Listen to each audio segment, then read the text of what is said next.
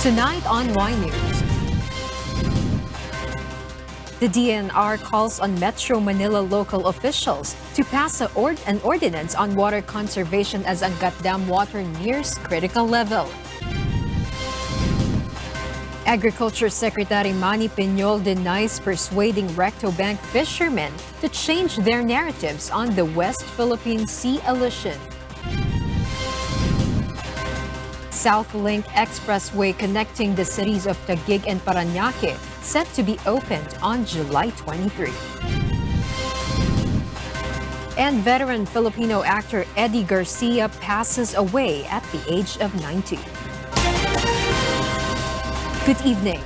The National Water Resources Board warns that Angat Dam may hit its 160-meter critical level on Saturday, and this will prompt them to impose another reduction of water allocation to the Metropolitan Water Works and Sewerage System. Joanna tells us why. The water level in Angat Dam has plunged to 160.73 meters as of 6 a.m. today. This is nearly its 160-meter critical level, which the National Water Resources Board or NWRB believes will be reached on Saturday, June 22. Officially, ang critical talaga natin is 160 because of the operational limitation ng Angat. Near critical, but officially, hindi siya critical. Once Angat Dam reaches its critical level, the NWRB will automatically reduce the water allocation to the Metropolitan Water Works and Sewerage System or MWSS from the current 40 cubic meters per second or CMS from Angat Dam. The water allocation will be lowered to 36 CMS distributed in Metro Manila, Cavite, Rizal, and Bulacan. This will result in a wider coverage of areas that will have no water supply and extended hours of water service interruptions. Water concessionaires Maynilad and Manila Water will release tomorrow an updated list of water service interruption schedules. They are appealing for the public's cooperation and understanding not to hoard water so as not to affect the hours of water service interruptions. Na huwag mag-hoard ng tubig kasi pagka mayroong marami pong customer na nag-hoard, nasira na po yung assumptions natin ng water service interruption. Kaya po nasisira din yung oras. We are trying our best to keep to the schedule, but it cannot be perfect kung hindi po magko-cooperate ang iba po nating kasamahan na for responsible use at bigyan po yung ibang mga kapitbahay natin, lalo na po yung nasa mga matataas na lugar at nasa dulo ng linya. Earlier today, the MWRB, MWSS, Maynilad and Manila Water met the Metropolitan Manila Development Authority or MMDA officials and asked for the cooperation of the local government units on how to mitigate the current water supply crisis. In Mandaluyong City, several residents in Barangka are complaining because it's been 2 weeks since they had last had water supply in their households and water rationing in their barangay comes very seldom. Ay ngayon, inaantay namin, sabi may darating na Manila Water, antay kami ng antay. Hindi ko alam kung darating mamaya. Vicky Paredes, another resident of Barangka, takes a bath and washes her clothes at the same time to conserve their limited water supply. Naglalaba ako. Habang naglalaba, nagpapaligo para yung tubig. Hinahabol ko yung tubig. Kaya pagkatapos ko ng maglaba, tapos na rin ako maligo. Even car wash and laundry shop owners are complaining because of the losses they've been suffering what with the limited water supply. Mahina. Minsan yung iba, hindi yan. Kasi kulang, wala nga pong tubig. Tapos binibili pa namin yung tubig pag wala kaming tubig, pa-deliver kami. Kahapon magkano kami, 1,000 plus. Alas 2 na, wala pa na kaming tubig. Aga kami nagsisirado. The MWSS emphasizes they prioritize to provide water to households more than water-dependent businesses. Siyempre, anong importante? Yung panghuhugas ng kotse o inumin natin. So, these are the things that people have to understand, Ang ating priority ay yung tubig na inumin dahil yun ang kabuhayan. Kung hindi kagawasan siguro yung kotse, hindi muna tayo mamamatay. The NWRB in the Philippine Atmospheric, Geophysical and Astronomical Services Administration or PAGASA have earlier stated that around 2 to 3 typhoons should come for rainfalls at the Angat watershed to fill the dam, which can solve the water supply crisis. Joanna, UNTV News and Rescue, Mandaluyong City. The Department of Environment and Natural Resources, or DENR, calls on the local governments in Metro Manila to pass an ordinance on water conservation within their vicinities. DNR Secretary Roy Simatu says this aims to mitigate the worsening problems in water supply. The secretary adds that local chief executives should lead their constituents in water conservation practices. As of this morning, the water level in Angat Dam in Bulacan, which supplies 90% of the water supply in Metro Manila, reached 160.73 meters. The government is preparing for the rainy season. Parts of its preparation are various measures to ease the damaging effects of floods and typhoons. Monhok Son reports why.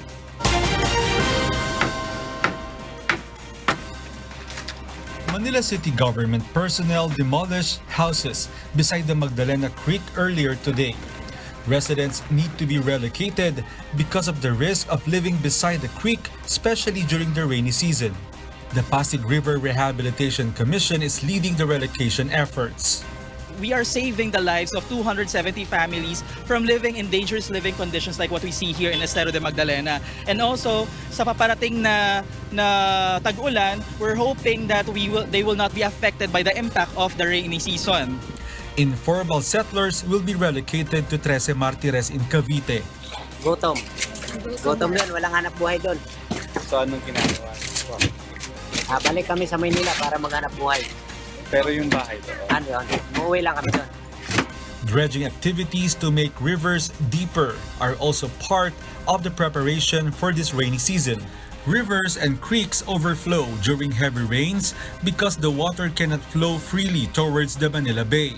That is why the Department of Environment and Natural Resources and the Metropolitan Manila Development Authority, or MMDA, are thoroughly cleaning the Manila Bay to lessen the effects of flooding during heavy rains. The Department of Public Works and Highways has fixed the drainage system to prevent flooding. The MMDA also maintained the good condition of their pumping stations in Metro Manila.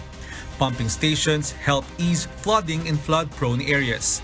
But despite numerous projects and measures completed by the government, why is flooding still a problem, especially in Metro Manila? The reason?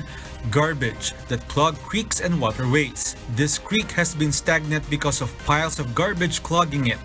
The creek surely overflows during heavy rains. Plastic waste which do not disintegrate in water-clogged waterways. Most of the cities in Metro Manila are implementing a plastic ban to resolve the flooding problem.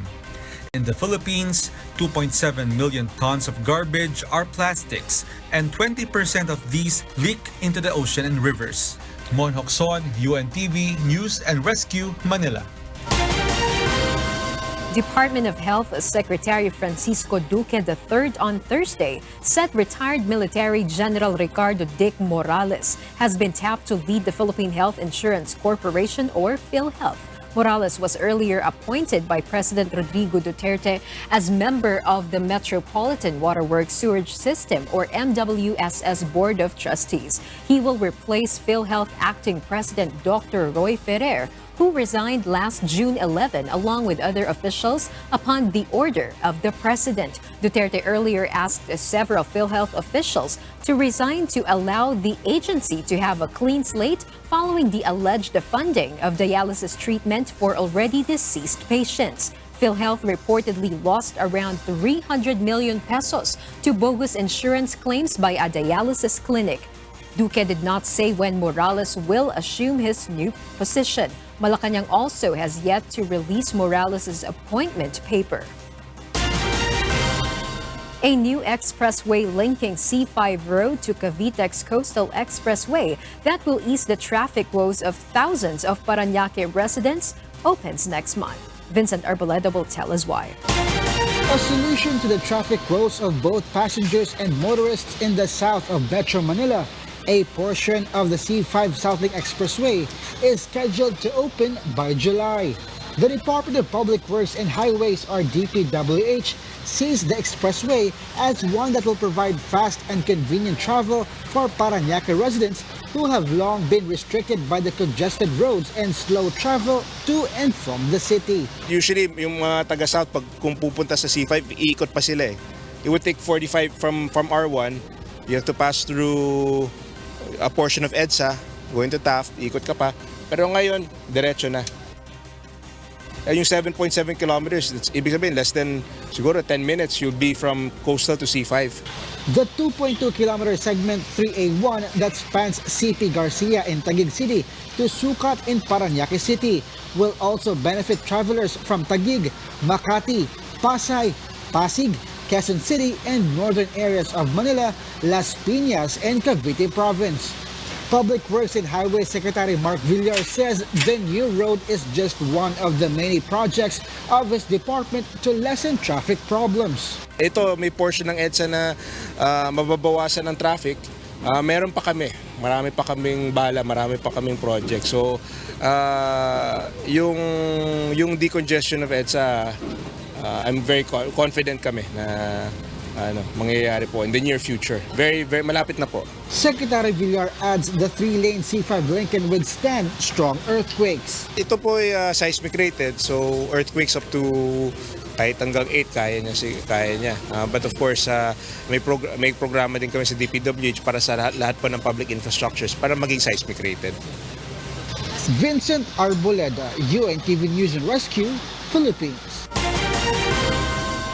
The official implementing rules and regulations, or RIR, of the Ease of Doing Business Act must be released immediately, according to economics Carlo Asuncion. The government has yet to release the IRR since President Rodrigo Duterte signed the law in May 2018. The law aims to shorten the processing time of transactions related to business applications. The Anti-Red Tape Authority, or ARTA, had submitted the revised IRR and request to be given authority by the Office of the Executive Secretary for the issuance of the rules. ARTA officer in charge, Ernesto Perez, says the Office of the Executive Secretary has yet to respond on the matter. Because this was signed last May 2018. It's already a year, so it's been quite some time already. But supposedly, pag may mga law na nasa-sign, diba, definitely dapat kaagad. Well, ideally, that's the case. Projected #1 draft pick Zion Williamson said he is still improving as an athlete but is ready to play in the NBA. The New Orleans Pelicans are expected to select Williamson with the #1 overall pick. During Williamson's one season at Duke University, the 6'7" power forward played in 33 games for the Blue Devils, averaging 22.6 points and 8.9 rebounds per game while shooting 68% from the field. He was also the NCAA Player of the Year. If selected by the Pelicans, Williamson could be the player in which Vice President of Basketball Operations David Griffin could build a winning team in the Western Conference. I'm such a simple dude. Like, I just want to hoop. Like, whether they made those changes or not, I'm still going out there. I'm just excited to be out there. I just want to play basketball, pretty much. Ja Morant, point guard from Murray State, is expected to be the second draft pick, which goes to the Memphis Grizzlies. Members of the Makabayan bloc in the lower house of Congress believe that the fishermen whose fishing boat was hit by a Chinese vessel near Recto Bank on June 9 have been bribed by the government, leading them to change their statements on the incident. Grace Casin will tell us why. Makabayan congressmen fear over the changes of narratives of the fishermen involved in the Recto Bank incident. The group of lawmakers believe that the government has bribed them to revise their statements after Agriculture Secretary Manny Piñol met them last Sunday. There was really a pressure, no? They are bombarded by so much misinformation or tinitwist yung kanilang statements, no? Tapos may mga, siguro may mga pagbabanta pa, no? And offer of parang binabribe, no? Bigyan ng mga ganitong mga bangkay. For Magdalo Party List outgoing Representative Gary Alejano, fishermen were pressured to change their stand. While the pambansang lakas ng kilusang mamalakaya ng Pilipinas or Pamalakaya Group demand an explanation on what actually happened when Secretary Piñol met the fishermen on June 9. Meanwhile, Occidental Mindoro Representative Nene Sato wants to have a marine inquiry to investigate the incident. The Makabayan Black have earlier said they also want a lower house probe. Isa ang Makabayan sa pagkondena sa pangyayaring ito at lalo't higit sa pagkondena sa duwag at traidor na tindig ni Pangulong Duterte at ng kanyang administrasyon. The Makabayan Black also fear the dispute in the West Philippine Sea might worsen. Huwag naman sana mangyari sa pagdating ng panahon, magle-level up ito.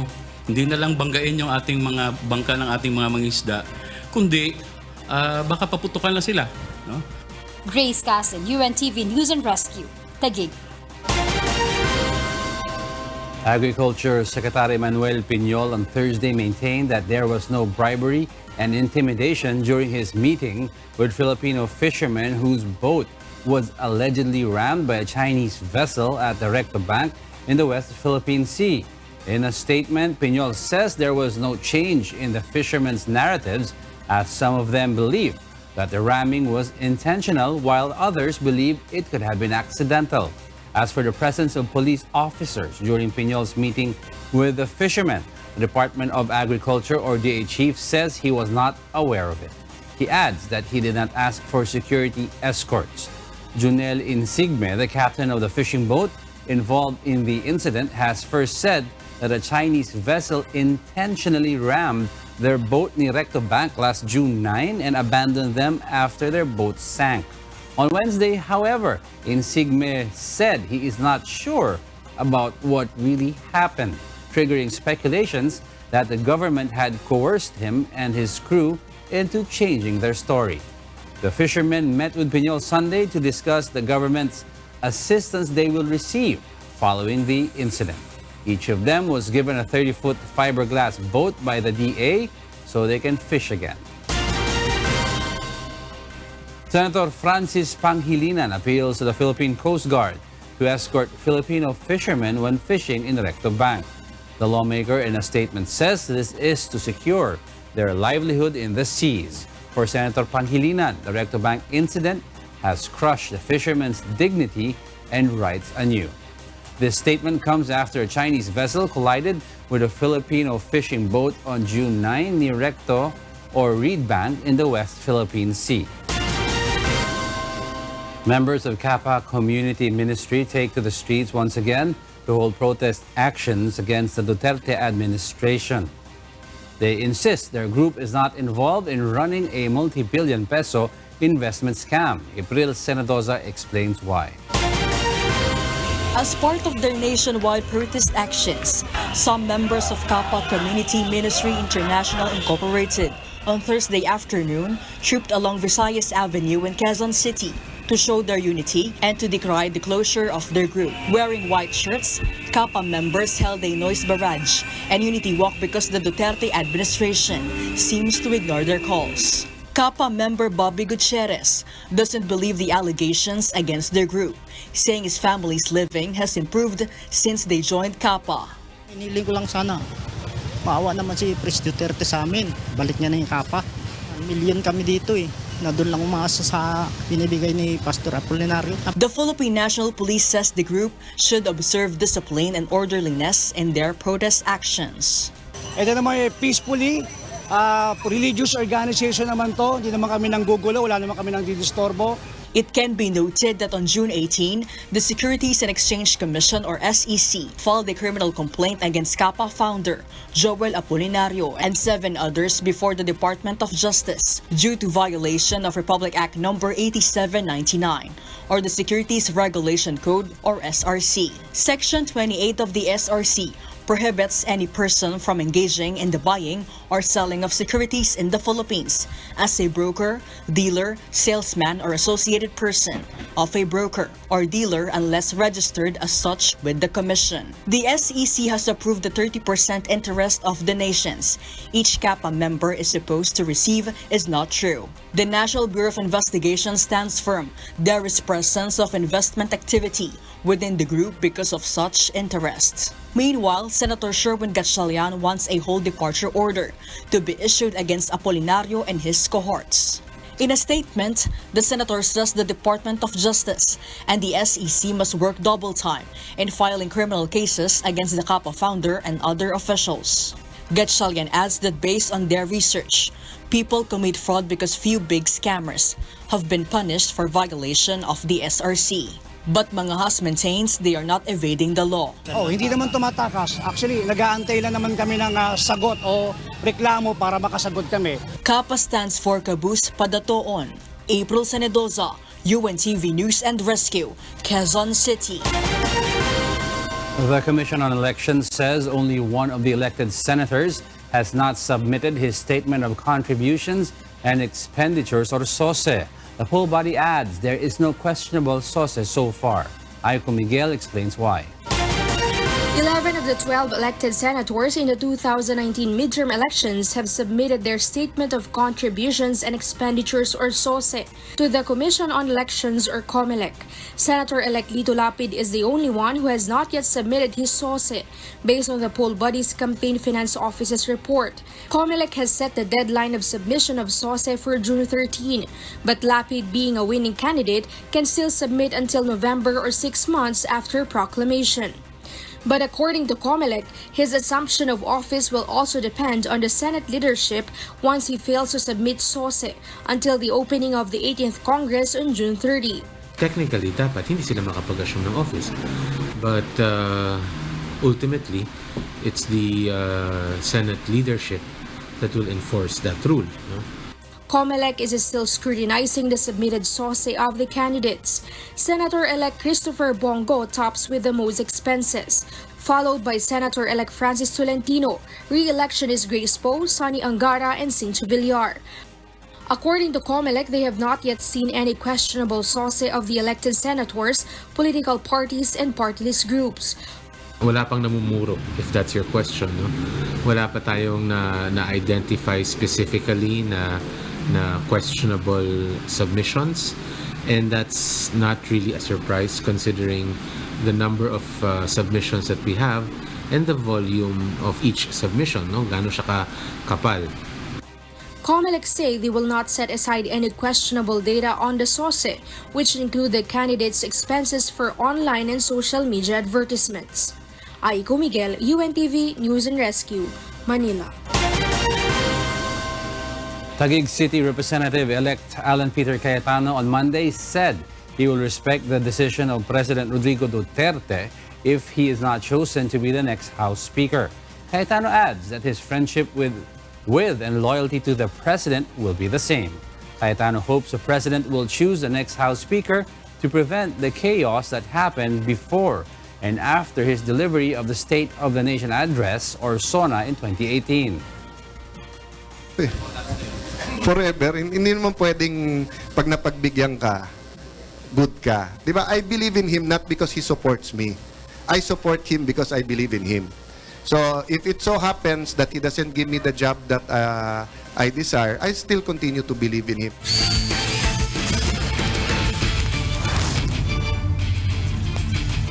Aside from enjoying watching their favorite PBA legends, fans also come to the UNTV Cup off-season games to see them live and in person on the hard court.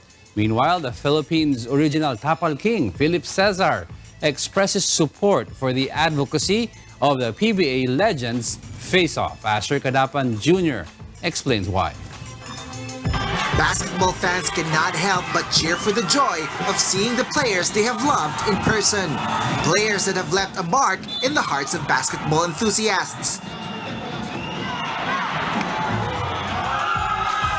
Like Nick Abugo. Nick comes to watch the UNTV Cup off-season PBA Legends face-off not only to see his favorite players but also to get an autograph and perhaps to take pictures with them. For Nick, coming to the game is a fulfillment. Dati napapanood ko lang sa TV. Ngayon kasama ko, nakakapag-picture ako, nakakapag-autograph, nakakausap mo sila.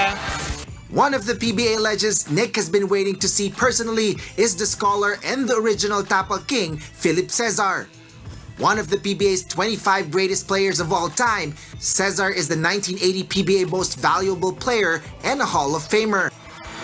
Well, siguro yung mga game namin nung araw, na talagang pag naglalaro is talagang pinapakita nila talaga yung kanilang desire na manalo. Kaya yung mga fans, natutuwa sila pagka nakikita ulit naglalaro yung Ginebra, yung San Miguel, yung Pure Foods, at saka itong Alaska. The scholar says he is happy to support the one-of-a-kind PBA Legends face-off on UNTV Cup. Kuya Daniel, maraming salamat sa alam ko hindi ka nagsasawa pagtulong sa amin dito sa mga players na talagang nangangailangan. Sana suportahan nyo pa kahit na slow motion na lang itong laro na. Laro nito, slow motion na lang. But still, andyan pa rin yung mga puso niyan para manalo. A total of 2 million peso prize awaits the 4 teams, which will be donated to the PBA Legends Foundation, which aims to give financial assistance to former PBA players in need. Asher Kadapan Jr., UNTV News and Rescue. Welcome back to Y News. The National Kidney and Transplant Institute and other organizations call on the public to donate organs. A nonprofit organization launches a documentary film contest in line with the celebration of the National Kidney Month. Arlene Delgado will tell us why. Digital specialist Julie Nialaga had been studying abroad when she was diagnosed with kidney failure. She opted to undergo kidney transplant when she came back to the Philippines. So, noong 2014 habang nagmamasters ako sa London, doon ako na-diagnose kasi hindi ko alam na ang BP ko pala ay 220/130 na. Yung creatinine ko o yung dumi sa dugo ko, mataas na. Julie says she was lucky as her cousin became a willing donor. She adds, it is this incident that made her realize the problem in the country's organ donation. I was just lucky kasi hindi lahat nabibigyan ng pagkakataon na gano'n, na may kapamilya sila na pwede. According to the National Kidney and Transplant Institute, or NKTI, 1 Filipino dies every hour, while 1.2 million dies around the globe due to kidney failure. And as the cases of end-stage renal disease, or ESRD, increase, the number of organ donations decreases. In 2018, more than 500 donations came from living donors, while only 11 donations came from deceased donors. However, 20,000 new kidney failure patients have been accounted for every year since 2016, and only over 500 of them are given transplants every year. That is why the NKTI, together with other non-profit organizations, urge Filipinos to become living donors, especially as deceased donors, as they can help save the lives of up to 8 persons with their donations. Alam niyo, lahat po tayo mamamatay. No, dadating po sa punto na lahat po tayo ay mababawian ng buhay. At yung desisyon na maibigay natin ang ating mga organs na pwedeng gamitin ng ibang tao ay kailangan gawin natin habang buhay pa tayo. For those who are interested to be a living donor, they can coordinate with the NKTI, where they will undergo a series of tests to determine whether or not they qualify to become a donor. Meanwhile, to become a deceased donor, one will have to give consent to their family that they are allowing to have their organs donated once they are proclaimed brain dead by 2 specialized doctors. Organs that can be donated are lungs, liver, heart, kidneys, pancreas, and the small intestine. While tissues that can be donated are the skin, corneas, and bone tissues. This is why we are all gathered here today, to encourage all Filipinos to become organ donors by carrying the organ donor card. Meanwhile, non-profit organization Renal Gift Allowing Life, or others, or Regalo Organ Donation Advocacy, has launched its Gift of Life documentary film contest with the theme Make It Your Mission, Share Your Decision. The contest aims to encourage more Filipinos to give a gift of life to others by becoming donors. Everyone is welcome to join. The prizes are 50,000 pesos for the first prize winner, 30,000 pesos for second prize, and 15,000 pesos for third prize. For more information on the contest, visit the Regalo Organ Donation Advocacy Facebook page. Harleen Delgado, UNTV News and Rescue, Quezon City. And for the news abroad, here's Kath Dumaraos reporting live from Bangkok, Thailand. Kath, good evening. Good evening, Diego. Iran's Islamic Revolution Guards Corps claimed to have shot down a U.S. spy drone over Iranian airspace. State media reported the military hit a drone, which they named as a RQ-4 Global Hawk in Iran's southern Hormozgan province. The U.S. military has not confirmed if a drone was hit, but a spokesman denied its aircraft were in Iranian airspace. It comes days after the Pentagon said it was deploying 1,000 extra troops to the region amid tension. Washington has accused Iran of attacking oil tankers with mines in the Gulf of Oman. For the first time since Malaysia Airlines flight MH17 was shot down in July 2014, prosecutors have announced charges against suspects in the case. Jovic Burmas will tell us why. Investigators have collected enough evidence to show that Russia provided the missile launcher used to shoot down Malaysia Airlines flight MH17 over eastern Ukraine in 2014. 3 Russians and a Ukrainian will face murder charges for the deaths of 298 victims, the international investigative team said during a news conference. We held them responsible for bringing the system, organizing that the system was brought into Ukraine from the Russian Federation. And that's an important role because they brought it into the east of Ukraine, and with as result that the MH17 was shot down. So that's why we think we have important evidence against them. The suspects are likely to be tried in absentia in proceedings set to start in the Netherlands next March.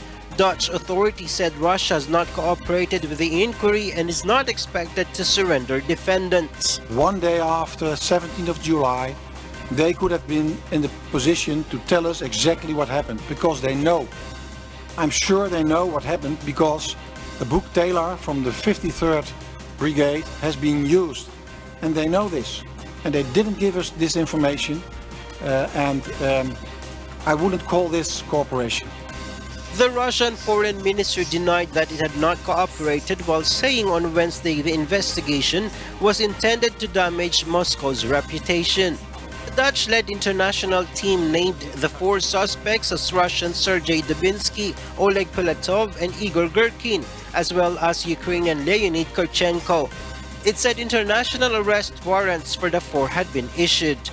MH17 was shot out of the sky on July 17, 2014 over a territory held by pro-Russian separatists in eastern Ukraine as it was flying from Amsterdam to Kuala Lumpur. Everyone on board was killed.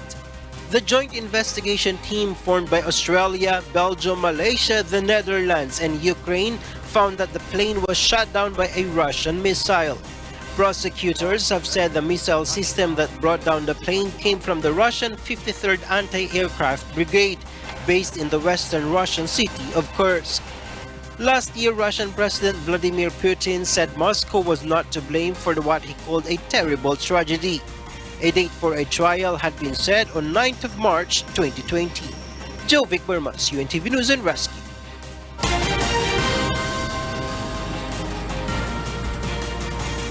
New Zealand's government launched a multi-million-dollar 6-month buyback scheme to compensate owners of powerful but newly banned semi-automatic weapons. Meanwhile, Spanish rescue services are searching for at least 20 people missing from a migrant boat found adrift in the Mediterranean. Mirasola Bogadil tells us why. In Spain, about 20 migrants are missing in the Mediterranean Sea after a rescue operation that saved 27 others from a sinking boat. The migrant boat was reported missing on Tuesday with 49 people on board after setting off from northeastern Morocco, rescue services said.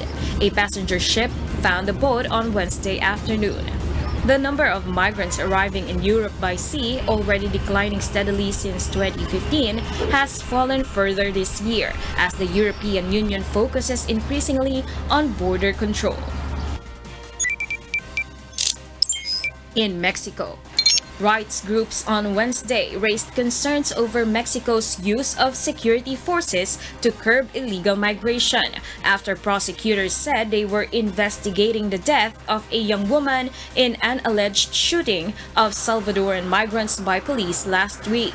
The incident, in which the 19-year-old woman was killed and 2 men were wounded, occurred on Friday in the eastern state of Veracruz amid a push by Mexico to stem the flow of U.S.-bound migrants entering Mexico from Central America. Veracruz Attorney General George Winkler said survivors of the shooting, part of a group of 17 Salvadorans traveling in a pickup, said 3 men who were apparently police began pursuing them in what appeared to be a patrol car after they passed an immigration checkpoint. The men fired several shots, then fled, Winkler said. It wasn't clear why they opened fire, and Veracruz authorities are investigating. And those are the news from the other parts of the globe. Back to you, Diego. Thank you, Kath Dumaraos, reporting live from Bangkok, Thailand.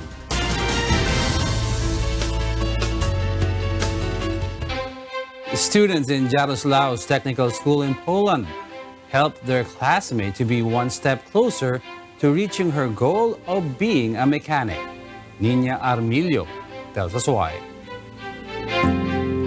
Despite being born without her right forearm, 19-year-old car lover Kinga Vavro has not let that stop her from pursuing her chosen career.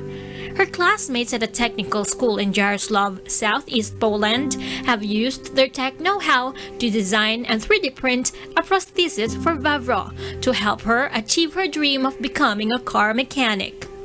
The prosthetic arm is the result of a project between Vavro's classmates and the Enable Foundation, a global community of volunteers who use their 3D printers to create free arms and hands for those in need. Thanks to this experience, I believe that her knowledge will be deepened and she will fulfill her dreams because she loves cars and she enjoys fixing them. Vavro's lightweight prosthesis comes equipped with a torch and magnets for holding screws to help her when fixing cars. Thanks to her new arm, Vavro has now been able to pass her practical exams without needing help from her teachers.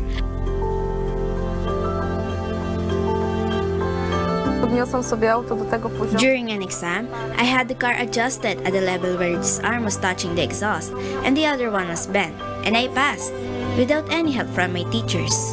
Vavro's mother, Lucina, was also overwhelmed by how the prosthesis has changed her daughter's attitude.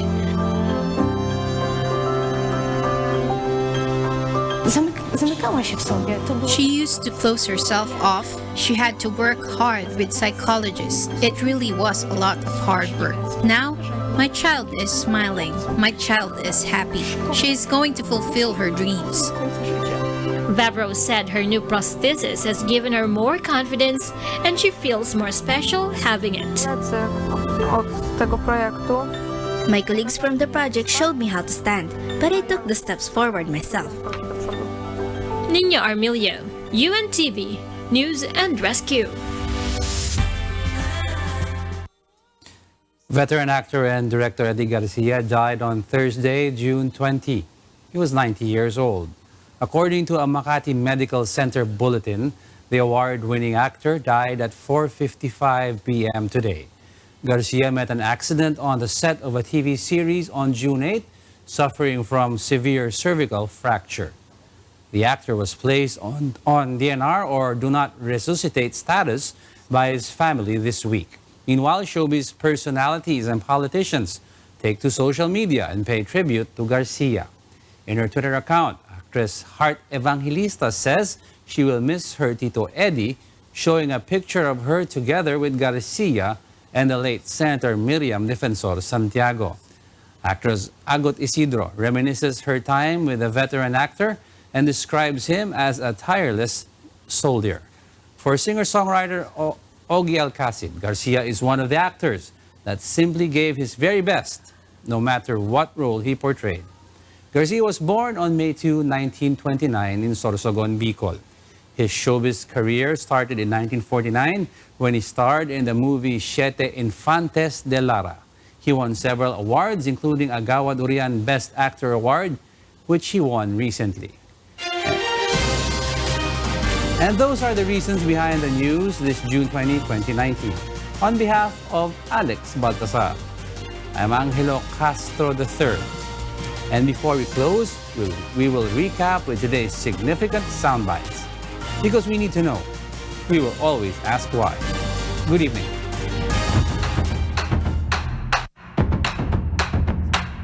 Hinihingi po namin ng tulong ng lahat ng households na huwag mag-hoard ng tubig kasi pagka mayroong marami pong customer na nag-hoard, nasira na po yung assumptions natin ng water service interruption. Kaya po nasisira din yung oras.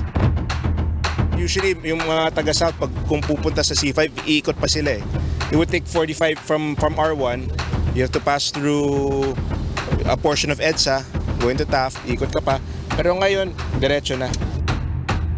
Yung 7.7 kilometers, that's ibig sabihin, less than siguro 10 minutes, you'll be from coastal to C5. Dinilay nila kasi siyempre gusto nila makahanap ng bumaliktad. Pero binayaran man yan, bayad man yan ng testigo na yan para bumaliktad. Meron akong testimony yung ibang witness na binayaran yan sila kasama ni Tunti Lawani.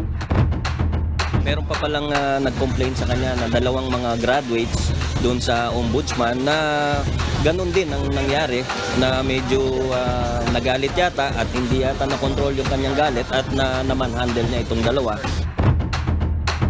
Well, siguro yung mga game namin nung araw na talagang pag naglalaro is talagang pinapakita nila talaga yung kanilang desire na manalo.